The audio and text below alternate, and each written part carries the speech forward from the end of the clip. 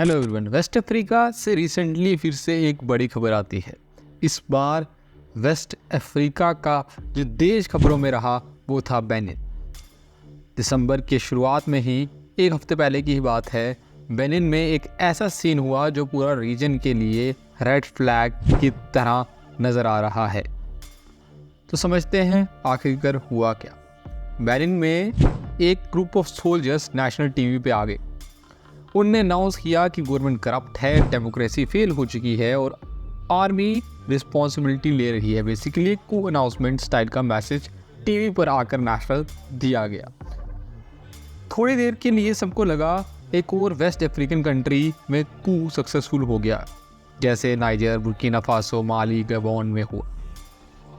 लेकिन कुछ घंटों के अंदर बेनिन की गवर्नमेंट ने स्टेटमेंट दिया, कू अटेम्प्ट फॉल्ड हो गया है। जो सोल्जर्स टीवी पे आए थे उनको अरेस्ट या न्यूट्रलाइज कर दिया गया है। स्टेट इंस्टीट्यूशंस कंट्रोल में हैं।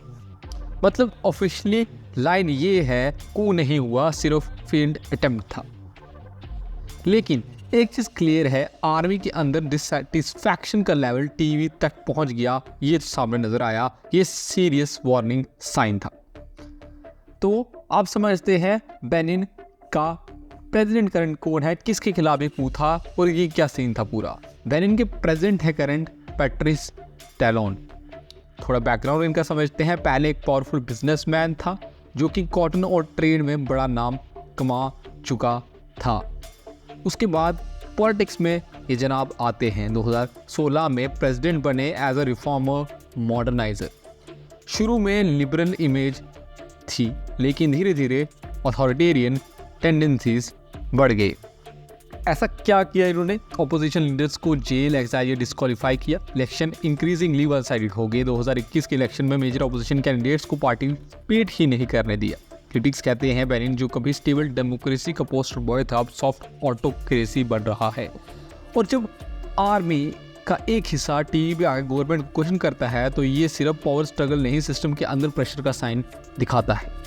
अब आता है सवाल, इन सब का मतलब क्या है? बेनिन के सीन को ब्रॉडर वेस्ट अफ्रीकन कॉन्टेक्स्ट में देखना ज़रूरी है। पिछले कुछ सालों में माली, बुर्किना फासो, नाइजर, गिनी, गबोन, सब जगह कूस देखे गए। कॉमन पैटर्न यही रहता है। पब्लिक फ्रस्ट्रेशन किस से जुड़ी हुई? ऑब्वियसली अफ्रीका में करप्शन, पॉवर्टी, सिक्योरिटी इश्यूज रहते हैं। एलाइट और आर्मी के बीच ट्रस्ट ब्रेकडाउन और फिर मिलिट्री रेस्क्यू मिशन के नाम पे पावर ले लेती है। बेनिन अभी तो जो सिचुएशन है उसमें यही फाइनल आ रहा है कि कू फ्री है, लेकिन आर्मी के अंदर दरारें क्लियरली हैं। प्रेसिडेंट टैलोन की टाइट पॉलिटिकल कंट्रोल और ऑपोजिशन क्लैपडाउन के अगेंस्ट रिसेंटमेंट बिल्ट हुआ है, हो रहा है कह लीजिए।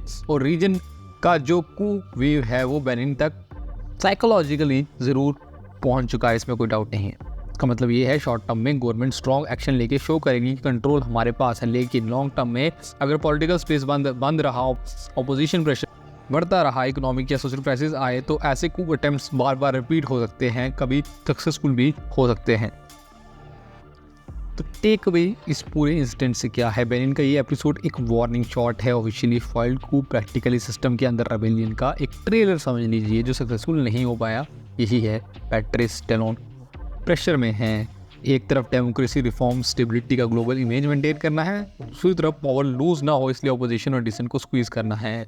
और जब भी डेमोक्रेसी सिर्फ नाम की रह जाती है, आर्मी का टेम्पटेशन बढ़ जाता है कि हम आके सब ठीक कर दें।